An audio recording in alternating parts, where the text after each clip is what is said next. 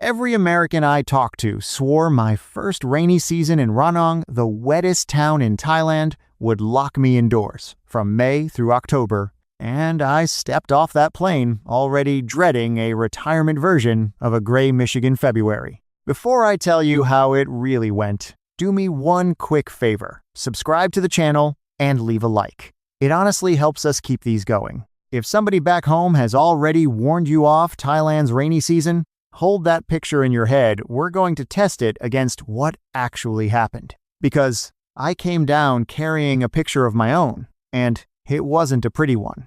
Here it is, a man on a porch. Flat gray sky with no end to it. Nowhere to go. A calendar on the wall with 5 months already crossed out before they'd even started. May, June, July, all the way to October, written off as wasted before I'd unpacked a single box. In my head, there was mold creeping up the bathroom wall, mud at the door, and me sitting there going stir-crazy, staring at the rain, feeling that old, trapped feeling I thought I'd left behind for good. That's cabin fever. That's a Michigan February, and I had flown halfway around the world, I thought, straight back into it.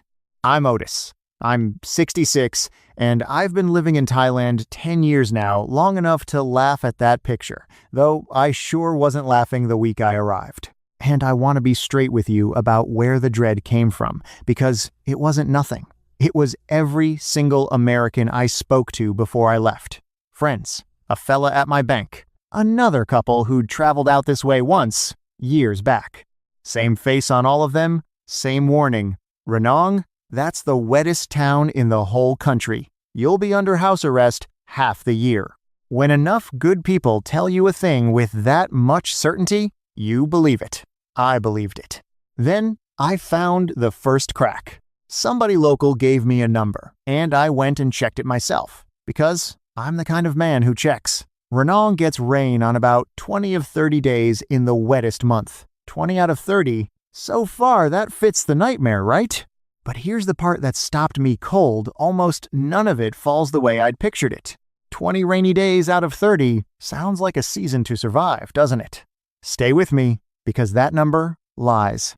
Let me walk you through an ordinary wet season day out here, the real shape of it. The morning is bright. You have your coffee on the porch, you head to the market, you get the whole day done, and the sky is wide open the whole time. Then, along in the afternoon, the clouds start stacking up, and the rain comes in the afternoon, hard and warm, for about 40 minutes, then quits. That's it. Not a gray, all-day drizzle that never lifts.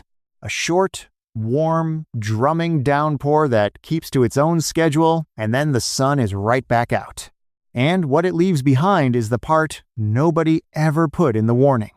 The whole town smells like wet earth, that clean, heavy smell that rises up the second it stops. The soy steams, the air drops cooler, and by 6, the charcoal is going at the night market. Smoke curling up between the stalls, the grills glowing.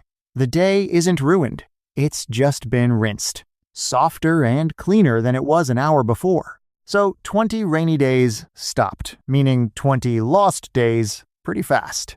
Now the warnings weren't only about my sanity and my months. They came for my wallet too. The rain will cost you, they said.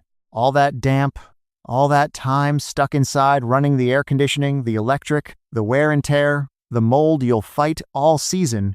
That worry sat with me longer than the rest, because a man on a fixed income does the arithmetic. And here's the honest truth about that arithmetic. 10 years in, I've answered this exact rainy season fear from newcomers so many times that I finally sat down and wrote every last answer out. That became my ebook, The One-Way Guide. Inside what we call the One-Way Club, the practical field notes I wish somebody had handed me the day I got off that plane. It answers the real questions you actually carry down here. What the rent runs, what the power costs, how the seasons treat your budget, all in one place. I'll be straight with you, though it won't make the decision for you, and it's not for the fella chasing a beach party fantasy, it's for the one who wants the real numbers before he packs. If that's you, the link's in the description. But before we get to what the rain really cost me, there's something bigger I'm holding back on purpose. Because for all their certainty, not one of those Americans mentioned the one thing that actually flipped this whole season around for me. The one thing nobody warned me about. I'll get to it, and when I do, you'll understand why I'd never trade this town now. They warned me the rain would cost me money too, and the very first electric bill of that wet season landed on my kitchen table. I picked it up, and the number printed on it was nothing like the number anybody had prepared me for. About $28. That was the whole thing. Power for a month in Ranong, printed right there under my thumb. And I set the coffee down and read it a second time, just to be sure my eyes weren't playing tricks. Here's why it's so low, and it took me a season to trust it. Once that afternoon rain rolls through and drops the temperature 10 degrees, the house cools down all on its own.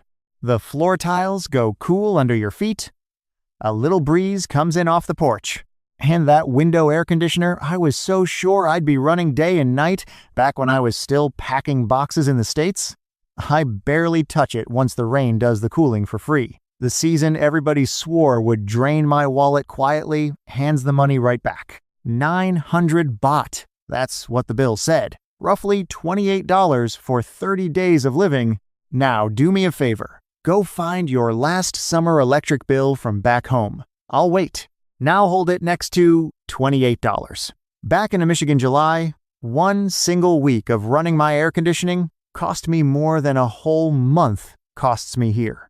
1 week. That's the comparison that finally made me stop bracing for the rain and start looking forward to it. And it isn't only the power bill. When the rain settles in, you quit driving all over creation hunting for something to do. You're not burning gas. You're not out spending money just to kill an afternoon. The rain hands you your afternoons back. And it turns out, an afternoon on the porch doesn't cost a thing. But the bill is only half of it. The other half is Nong. Nong runs the fruit stall down my soy. The little one under the blue tarp that sags in the middle and dumps a stream of water off one corner every afternoon. Papaya, mango, tiny sweet bananas, all lined up. My very first week in town, a shower caught me flat-footed on the walk home, and I did what every newcomer does. I ducked under her tarp and stood there like a wet cat, waiting for the sky to end. She looked at me and laughed. Not unkind, just tickled at the farang, who thought the rain was the end of the world. And she said, "You wait 10 minutes, farang, then you go." 10 minutes. I figured she was just being polite. She wasn't. I stood there, the rain came down, warm and hard, and then, right about the 10-minute mark, it just eased off and quit, like somebody turning a tap. And she was right the next time, and the time after that, every single time. The other stalls all know it too. The rain in Ranong runs on a schedule you can plan a life around. It comes in the afternoon, it comes hard, it comes warm, and in 40 minutes or so, it's done, and the whole street smells like wet earth. I told you I'd be straight with you, so here's the one thing that genuinely got me wet. There's a low crossing by the market, right where the road dips. When the rain really opens up, that crossing floods. Brown water, ankle deep, for an hour, sometimes 2. The first time it caught me, I walked straight into it, because I didn't know any better, and my sandals were soaked, and my feet were wet to the ankle by the time I reached the other side. Not dangerous.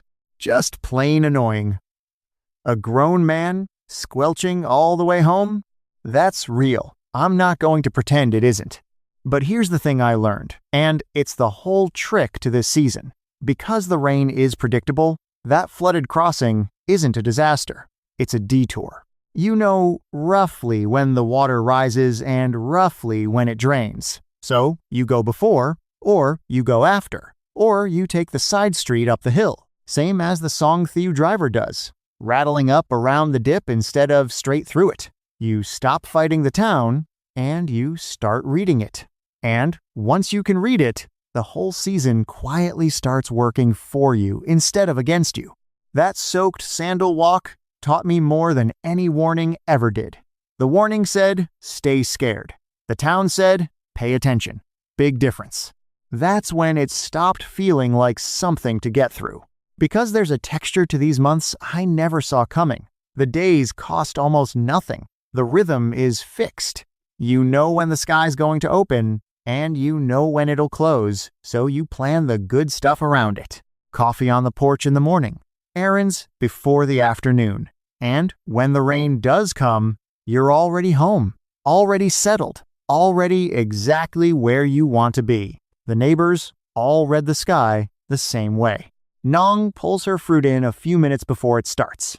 Every time, without even glancing up. By 6, the town wakes back up. Doors open, motorbikes out again, everybody carrying on like the sky never opened at all. A cheaper life, a slower clock, a whole street of people who move with the weather instead of against it. That's the real shape of the wet season here. And none of it is the shape I was warned about. But none of that is the part that settled it for good. I could give you every number in this town, and it still wouldn't land it for you the way one afternoon did. There was one afternoon in that first July that ended the whole argument in my head. A fresh coffee in my hand, a gray wall of rain coming straight up the soy, and absolutely nowhere left to run to. What happened in the next 40 minutes is the thing nobody ever warned me about. The next 40 minutes. I stayed right there in the chair, the coffee going cold in my hand. And instead of running inside, I just let the rain come hammering down on the big banana leaves at the edge of the porch, loud and warm and steady.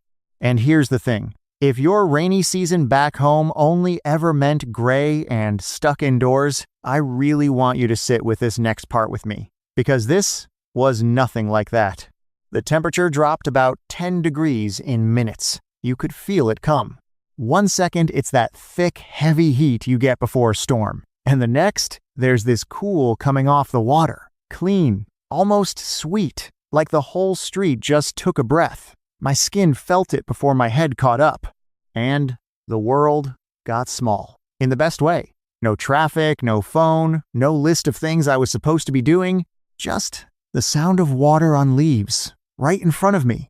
Close enough to reach out and touch. Everything else went quiet underneath it. Then, somewhere behind all that noise, I heard the temple bells, faint, carrying over the rain the way they do out here, soft and far off, folding right into the drumming on the banana leaves. I sat up a little. I'd been here years already, and I don't think I'd ever really heard them like that, clear and small, at the very same time, riding on top of the storm. That's when it landed. Right there on the porch, cold coffee, sandals kicked off, my first July.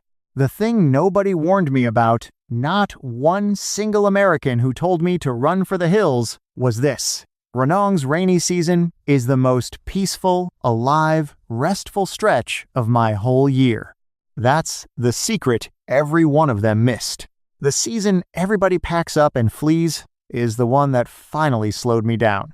Think about how they'd all described it to me. A wall, months of gray glass between me and any kind of life. A man stuck on a porch with nowhere to go, going quietly out of his mind. And it turned out to be the exact opposite of that. The rain isn't a wall at all. It's the one part of the year that hands my time back to me. When it comes down in the afternoon, there's nothing left to do but sit and breathe and just be here. The whole day stops. Nobody expects a thing of you. You couldn't run errands if you tried.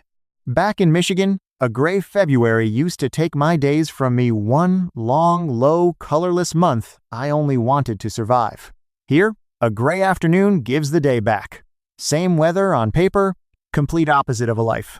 And once it passes, 40 minutes later, on schedule, the town wakes right back up. The sun leans in low and gold. The whole place smells like wet earth, and by 6, there's charcoal smoke drifting up from the night market, and the streets alive again. Everybody out, everything washed clean. You'd never guess, an hour ago, you couldn't see the end of the soy. So let me hand you the numbers now, the way I always do, and you do your own arithmetic. This is what those wet months actually cost me. My power bill runs about $28 a month right through the rainy season because once that afternoon rain cools everything down, the air conditioner just sits there, switched off week after week. $28. Add a rerouted crossing by the market now and then, and a pair of soaked sandals, maybe twice a season. That's the whole bill. And here's what it gives you back for that. A cool, quiet afternoon, near enough every single day, from May clear through October. That charcoal smell coming up off the market once the sky clears. 40 minutes of the best silence I know anywhere. So do the math on your own porch. This is what it costs, this is what it gives, and tell me that isn't within reach. 10 years I've been here now. 10 rainy seasons behind me, and I'll tell you something I never in 100 years saw coming when I stepped off that plane, scared of the sky. The season I was warned to dread is the one I now wait for. When the clouds go heavy in the afternoon these days, I don't reach for the door. I reach for the coffee. I know Nong's got her blue tarp pulled down over the fruit. I know the bells will come. I know that in 40 minutes it'll be gone, and the street will smell like charcoal again. You wait 10 minutes for Ang, then you go. She was right about a whole lot more than the weather. So, that's the honest answer. From the porch, a decade in. The wettest town in the country, the one everybody swore I should run from, is the one I would never trade. Not for anywhere on this earth. And if that's the life you've been picturing, the quiet one, the one where an afternoon storm turns into the best part of your day instead of the thing that traps you inside, then I need you to really hear me on this. It is not out of reach. It's about $28 of power and a little bit of nerve. It's a porch, a chair, and a coffee going cold in your hand while the rain comes up the street. That's all it is. It was always closer than they made it sound. The rain will show you. Same as it showed me. You just have to be sitting there when it comes.